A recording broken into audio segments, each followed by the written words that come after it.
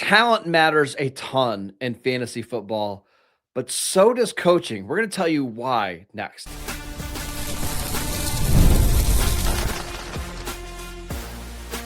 You are Locked On Dynasty Football, part of the Locked On Podcast Network. Your team every day.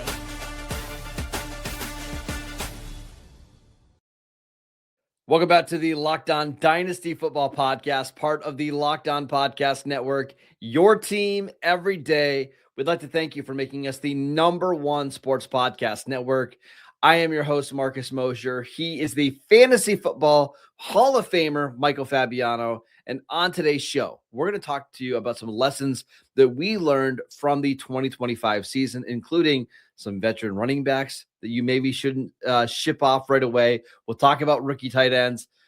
But I thought this was appropriate. We should talk about coaching. We're seeing a bunch of coaching moves around the NFL. We just saw the Bills fire Sean McDermott.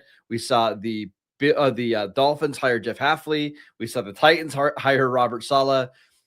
Faz, we love talking about talent when we're talking about all these players and which player we think is better, but we don't talk enough about coaching and how much it really impacts fantasy football.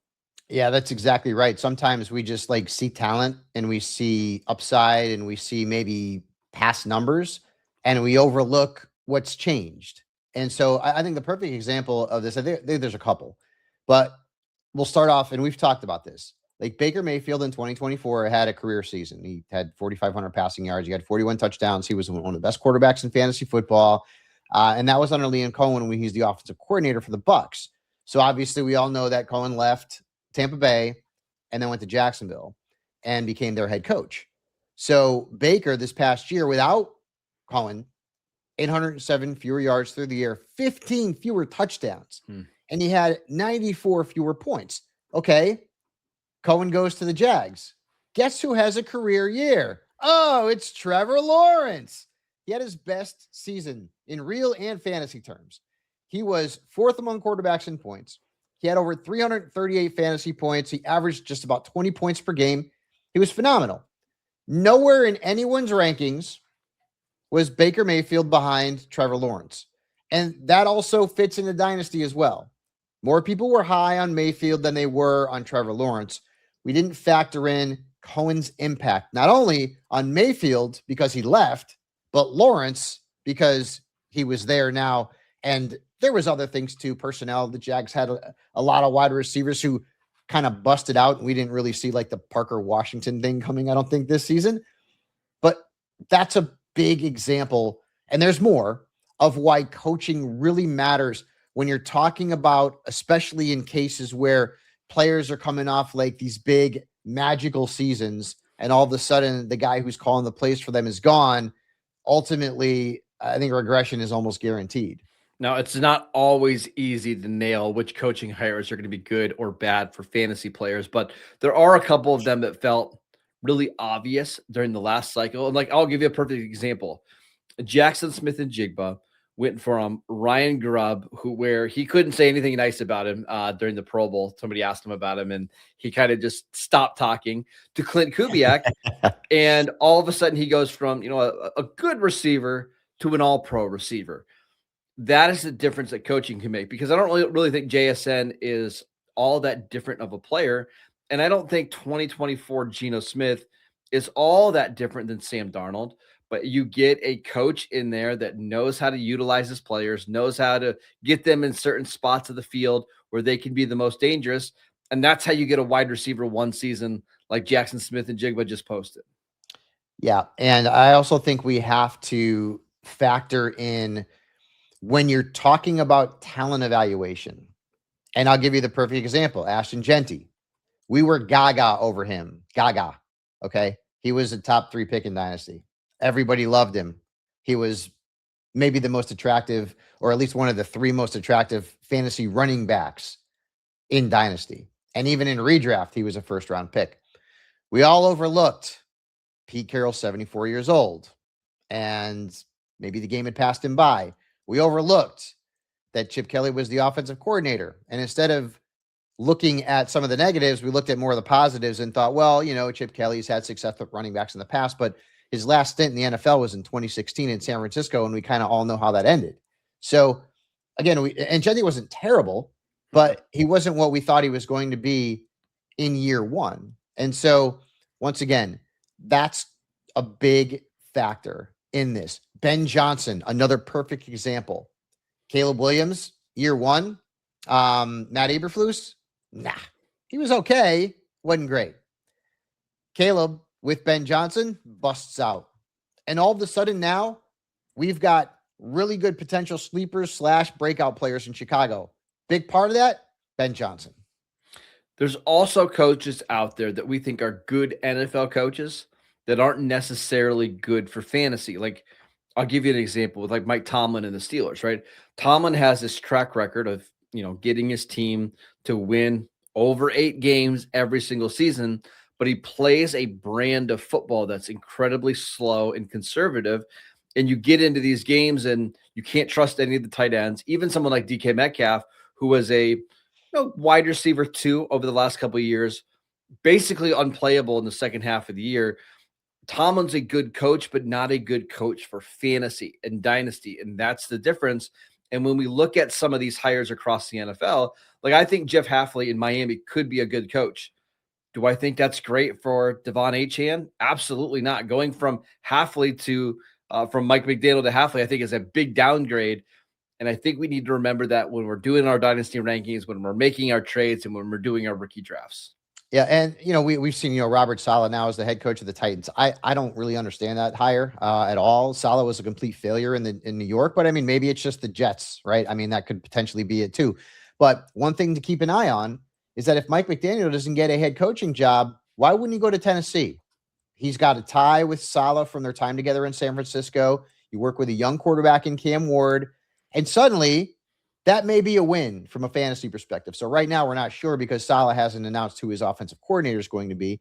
And he really doesn't make much difference from a fantasy football perspective, but who he brings in will certainly do that. I mean, the same kind of thing is going to happen, like, with John Harbaugh and, with Todd Monken. And there's head coaches that don't really move the needle for fantasy managers, but what they decide to do for offensive coordinators, that will certainly move the needle. Pete Carroll's decision to bring in Chip Kelly didn't work out in fantasy. So you got to remember that. So even in Detroit, I mean, Dan Campbell was calling some of the plays. And I know that Jahmyr Gibbs was still awesome and Amon-Ra was still awesome. David Montgomery fell off a cliff. Jared Goff wasn't as consistently good from a fantasy standpoint. Losing Ben Johnson hurt. That team didn't make the playoffs after going to the NFC Championship game the year before. It's crazy. Both of those teams, Detroit and Washington, neither team made the playoffs this year, which is just how crazy the NFL is and that what makes it part of the fun. So, and Marcus and I will be obviously, holding your hands and letting you guys know exactly what all these coaching moves mean. And especially when these defensive coaches get jobs to become head coaches, we got to see what these offensive coordinators are brought in and what kind of impact they can make. But I know I made that mistake last year a couple of times with having faith in Baker, with not having faith in Trevor Lawrence, and with basically blinding, just thinking that it was going to be Ashton Jeanty's show in Las Vegas and he couldn't fail. We should also mention that I'm trying to think how I want to word this.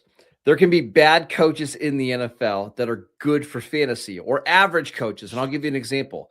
Brian Schottenheimer, the coach of the Dallas Cowboys. Yep. I think we have kind of mixed feelings on him as a coach. No, I have no mixed feelings as a coach. As a head coach, he's not a good one, but go ahead. That's okay. But wherever he's gone, the running backs are awesome. And we saw that this year. Like Javonte Williams had a massive breakout season because he's going to emphasize the run. He has a track record of really improving run games.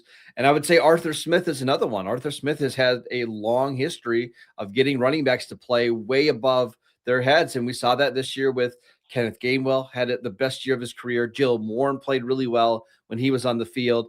He obviously did it in Tennessee.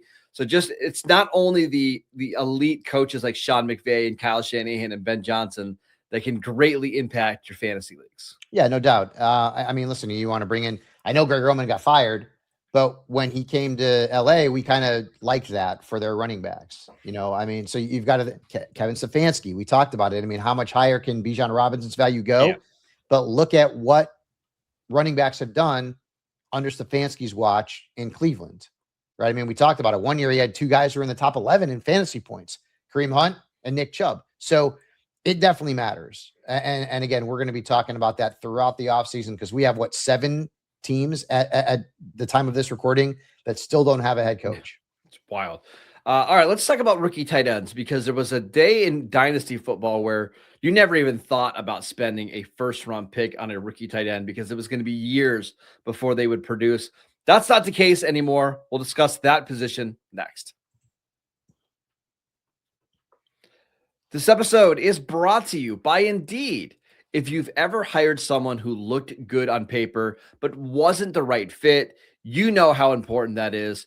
When you want candidates who truly match what you're looking for, trust Indeed sponsored jobs. Hiring Indeed is all you need. Stop struggling to get your job post seen on other sites. Indeed's sponsored jobs put your post at the top of the page and help you reach the right candidates faster. If I needed to hire someone for this show, I'd go straight to Indeed and be very specific about what I need, real experience, and not just some resume buzzwords. So spend more time interviewing candidates who check all of the boxes with less stress, less time, and more results using Indeed sponsored jobs. And listeners of this show get a $75 sponsored job credit to help you give your job the premium placement it deserves at Indeed.com/LockedOnNFL. Just go to Indeed.com/LockedOnNFL right now and support the show by saying you heard about Indeed on this podcast. Terms and conditions apply. Hiring, do it the right way with Indeed. What if sports were traded like markets? Now you can put your sports IQ to work in real time with Robinhood prediction markets. It's not you against the house. It's you participating in a live market. You can buy or sell your positions live all game long. Use your sports knowledge in the moments that matter. Robinhood prediction markets changes the game. It's people moving the action. So when momentum shifts, you can move with it. I always knew the game, but never had a dynamic way to apply that knowledge. Now I can actually take part live in a market powered by people. You're no longer just a spectator. Play by play, you decide. Trade every play with Robinhood. Now available across the U.S. Download the Robinhood app now to begin. Futures and cleared swaps trading involves significant risk and is not appropriate for everyone. Event contracts are offered by Robinhood Derivatives, LLC, a registered futures commission merchant and swap firm. Welcome back to the Locked On Dynasty Football Podcast. We'd like to thank you for making us your first listen every single day. If you haven't done so already, you should be checking out the new Everydayer Club. You'll get access to ad-free audio of the Locked On Dynasty Football Podcast, compatible with Apple Podcasts, Spotify, and every other major podcast app. Just go to lockedondynasty.supercast.com or tap the link in the show notes to learn more.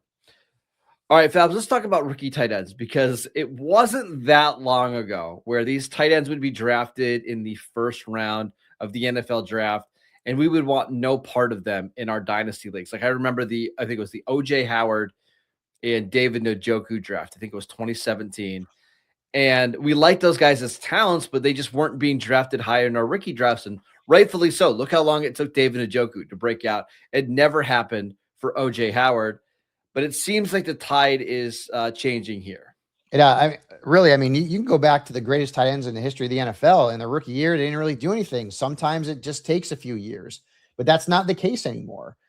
We're looking at let's look at the last 3 years. So 3 years ago, the number one tight end in fantasy football was Sam Laporta, a rookie. Mm-hmm. That didn't happen before, right? I mean, I think the last time it happened was maybe Mike Ditka. It was a long time ago. It was a long time ago. And then you look at the following year. Who was the number one tight end in fantasy football? It was a rookie. Brock Bowers. This past year, okay, 2 of the top 6 tight ends were rookies. Tyler Warren was a tight end 4, and Harold Fannin Jr. was a tight end 6. It's the first time that 2 rookies finished in the top 10 in fantasy points at the position since 2002 when Jeremy Shockey and Randy McMichael both did it. And I didn't even mention Colston Loveland. because Loveland really didn't do much in the first half of the year, and then he kind of blew up. He was the tight end 14, and he was a league winner down the stretch. And I also should mention that he scored more points than Sam Laporta, who got hurt, Mark Andrews, TJ Hockenson, Dalton Kincaid, and Zach Ertz.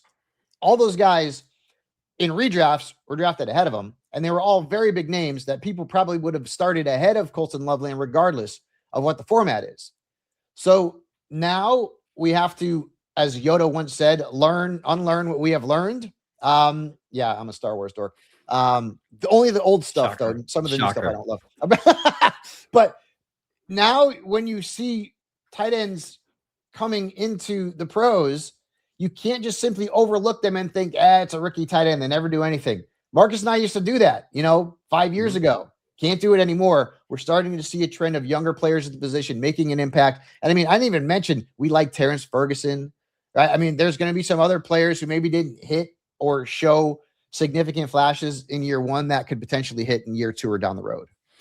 There's also a change in how these tight ends are being used. I mean, you go back 15, 20 years, you would want these guys on the field that could block. And if you couldn't block, you weren't going to see the field, right? Like I remember when Evan Ingram came out, it was like, okay, well, you can only use this guy out of the slot on passing downs because he's not much of a blocker. And, that's just not that valuable on early downs. And now you've got guys like Ben Johnson and Shane Steichen, who they're just putting their best playmakers on the field on every down, right? And they don't really care about the blocking because you're not drafting a Colston Loveland at 10 and a Tyler Warren at 13 or 14 to block. Like you're drafting these guys to be significant playmakers in your passing offense.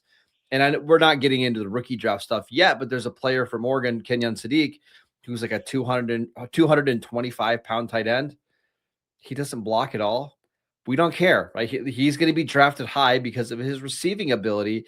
And I think because you have so many young offensive minds in the NFL, so many young play callers, they just don't care about the blocking part of the tight end position at all anymore. And that's why you're seeing these guys get on the field faster. Right. And Marcuson, these days, I mean, you've got tight ends who are proficient in blocking. You have other guys who are pass catchers. And so that hasn't really impeded pass catching tight ends for making an impact. And obviously that's what we want because we don't get points for blocks in fantasy football. So again, I mean, listen, there are still more rookie tight ends who don't make an impact than those that do, but we're now starting to see these first year tight ends make an impact. And in a lot of cases, significant impact. So just keep that in mind in your dynasty drafts, that all of a sudden now you could end up getting a startable tight end out of the NFL draft into your dynasty startup. And that typically wasn't the case. I mean, even as recently as 5 years ago. Does that make you more willing to trade tight ends who are like approaching 30? I mean, like TJ Hockenson is a good example. Like he's in a good offense. Well, we thought a good offense. Let me rephrase that. He used to be in a good offense, right? You mean when JJ McCarthy was I set you up so bad. bad. I do not want to get into a Vikings discussion, right? But Hockenson has been somebody who has been very productive in the past. Are you now willing to trade him for a younger tight end coming into the draft who maybe isn't a fully, finished product? Who's giving me if anything for TJ Hockenson? Like if I could, it wasn't that long ago though. He was like Terrence Ferguson. I'll do that in a heartbeat. I don't think it's going to happen. It wasn't that long ago. He was super valuable though in dynasty leagues. I get it. Change the quarterback, bring in Kirk Cousins, and then maybe we'll talk. Right. Listen. Hey, you know what? JJ McCarthy got to prove it to me, man. I'm sure he's a great human being. Just it was bad. So that's just something that you got to keep in mind. These young tight ends should not be overlooked anymore. All right, let's talk about veteran running backs because you and I both know that dynasty managers, they see veteran running backs who turn 27, 28 years old, and they're doing everything they can to move off from that player. But maybe that shouldn't be the case. We'll tell you why next.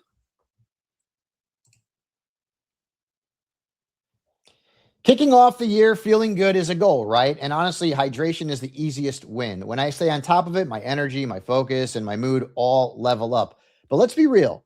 Plain water doesn't always cut it, especially when you're grinding through long days, hitting the gym, or just trying to stay consistent with your health goals. That's where Drip Drop comes in. Doctor developed, proven fast hydration that helps your body and mind work better. Think clearer focus, better energy, elevated mood, even that fresh skin glow. Marcus has that every single show.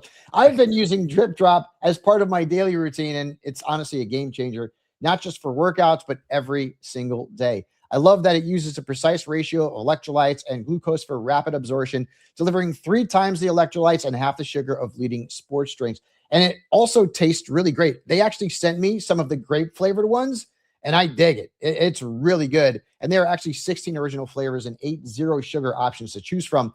Drip Drop's science-backed formula is trusted by firefighters, medical professionals, and over 90% of top college and pro teams because it rehydrates you faster and more effectively than water alone. They have flexible subscription options too, so you're never stuck without it, whether you're hitting the gym, juggling work, or just staying consistent with your goals. Right now, Drip Drop is offering podcast listeners 20% off your first order. So go to dripdrop.com and use promo code LOCKEDONNFL. That's dripdrop.com, promo code LOCKEDONNFL for 20% off. Stock up now at dripdrop.com and use promo code LOCKEDONNFL. This episode is brought to you by FanDuel. FanDuel is officially in playoff mode. Every game day during the NFL playoffs, FanDuel is giving customers even more ways to get in on the action because right now, every NFL playoff game day, FanDuel users get a profit boost pack waiting for them inside the app. Each game day, you're going to see a pack loaded with multiple profit boosts that you can apply to the bets that you like the most. Like, I love the Patriots this weekend. I just don't see how the Broncos are going to score. I think the Patriots and the Seahawks are going to get to the Super Bowl. You can make that bet right now over on FanDuel, and you can use the profit boost to go after an even bigger payout while the playoffs continue to roll on. So visit FanDuel, the official sportsbook partner of the NFL, and grab your profit boost pack every NFL playoff game day.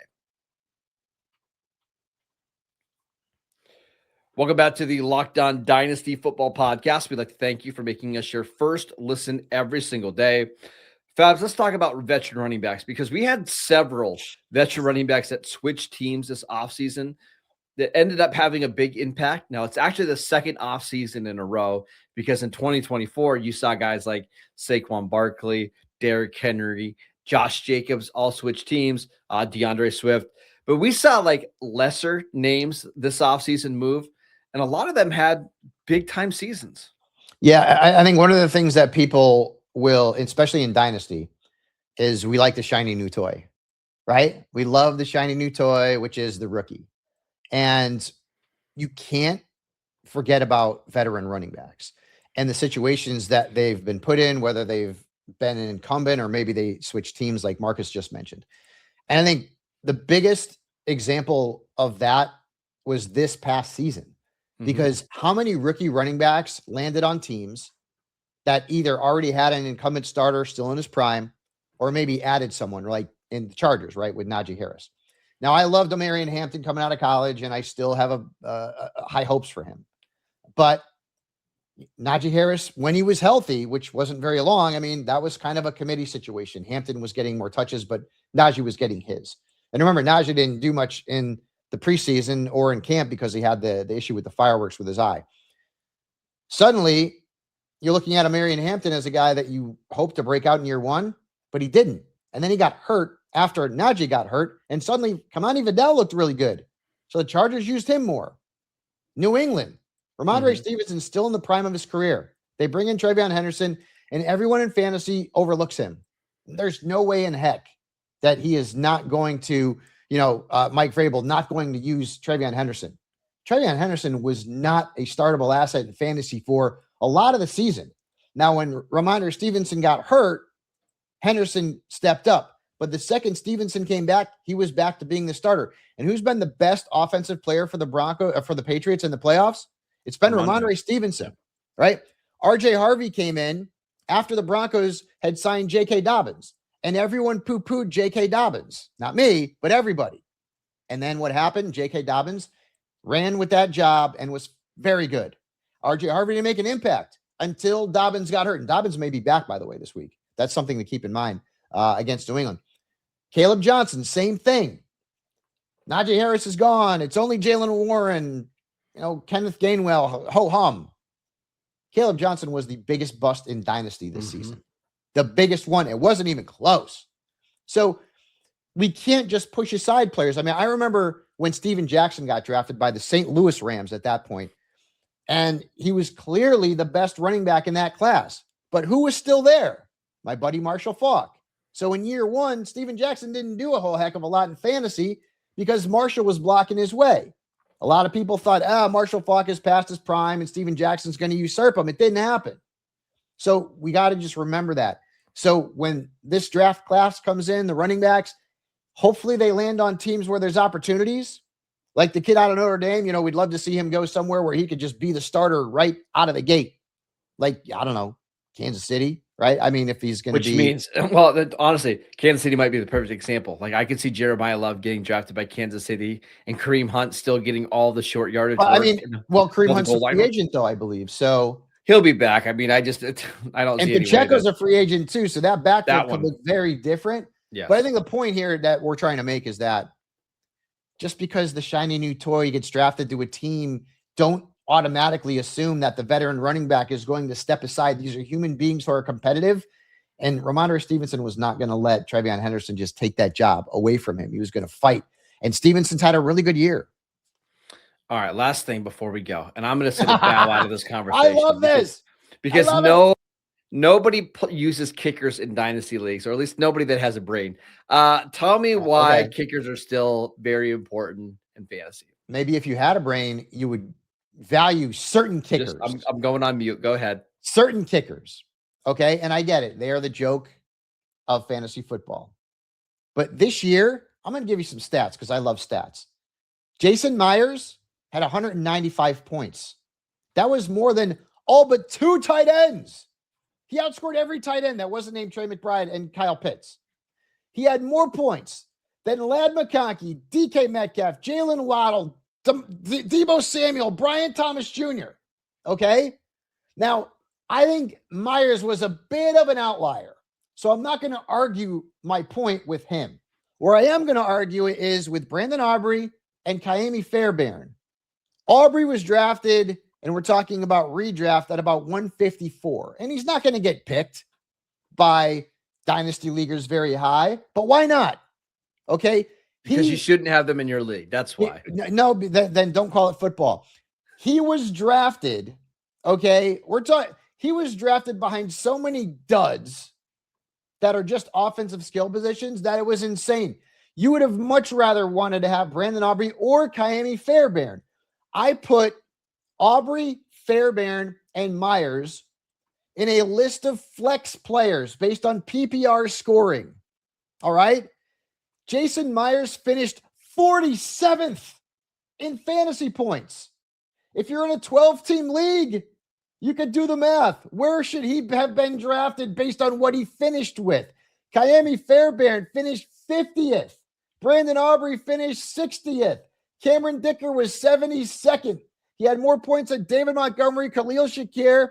Cam Little was 80th. He had more points than Rome Odunze and Brian Thomas Jr. Again, I am not telling you to go out and draft Harrison Mevis in the 9th round next season. What I am telling you is that it becomes more valuable to have a high-end kicker than I think ever before because these guys are nailing 60-yarders, 70-yarders, and the points are piling up, especially if you're in a league where you use fractional points, where if I kick a 52-yarder, well, I'm not going to kick one. I am Italian and small, but I still can't kick a 52-yarder. If my kicker kicks one, I get 5.2 points. That's big. So I am not saying that you should draft Brandon Aubrey over Bijan Robinson. Let's not get crazy. But Aubrey, Fairbairn, Myers to a degree, maybe a Cam Little, maybe a Cameron Dicker.